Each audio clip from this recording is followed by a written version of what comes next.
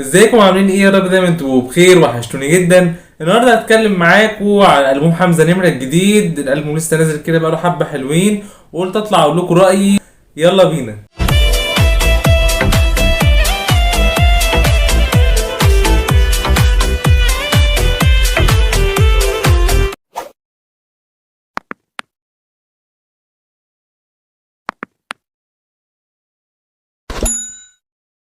ألبوم حمزة نمرة الجديد يا جماعة نزل، وبصراحة كده أنا كنت متشوق جدا إن أنا أسمعه وأشوف إيه الجديد اللي هينزل وأعرف أكتر تفاصيل عن الألبوم.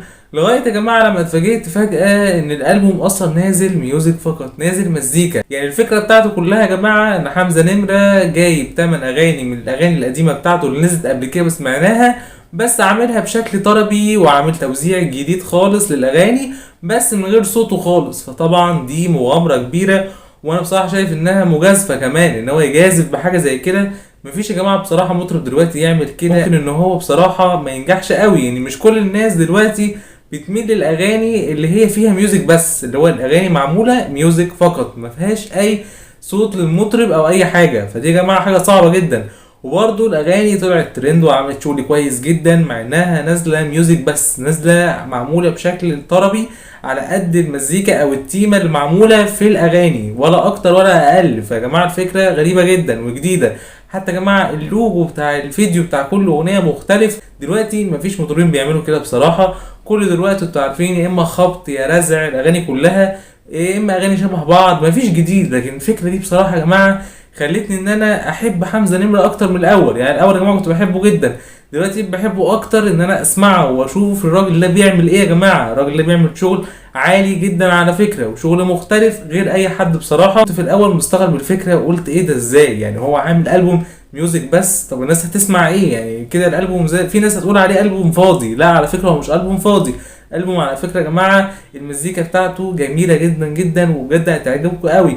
والناس اللي بتحب الاغاني اللي هي ميوزك بس من غير ما يكون اغنيه بصوت المطرب والاغاني العاديه اللي احنا بنسمعها هيفهم الكلام اللي انا بقوله كويس. الناس بتاعت زمان قوي هتحب الفكره دي جدا، وهتبقى بالعكس من الناس اللي هم هيبقوا مشدودين اكتر ان هم عايزين يشوفوا ان حمزة نمرة يخاطر ويعمل كمان افكار جديده زي دي على طول في الالبومات اللي جايه. الفكره يا جماعه كلها معموله من التخت الشرقي للزمن الجميل، معموله يا جماعه بصراحه بطريقه جامده جدا. ايام الثلاثينات يا جماعه، انتوا متخيلين الفكره من بدري قد ايه؟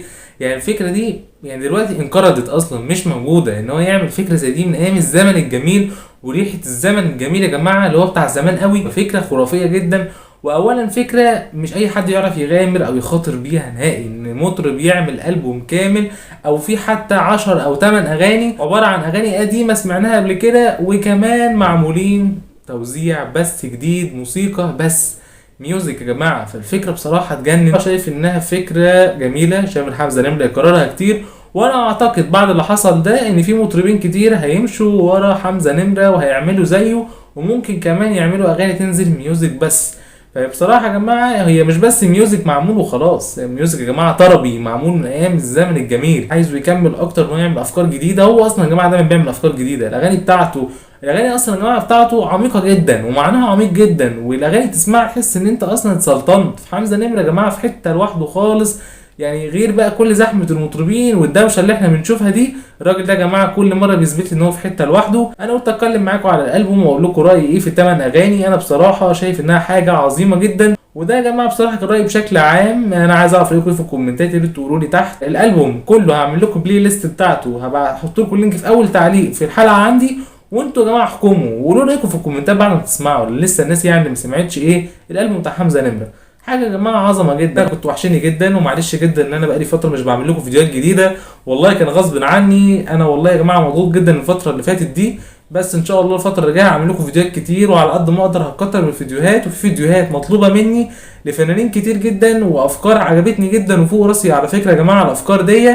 وانا بشوف كومنتاتكم، وان شاء الله هعمل لكم الافكار اللي انتوا عاوزينها. وده اللي كان عندي النهارده. لو انت لسه جديد وتشوفني اشتركوا وفعل زر الجرس واعملوا لايك عشان اكمل في محتوى بقدمه اكتر واكتر، وشارك في كل مكان لكل اصحاب قادم. ما تنسوش.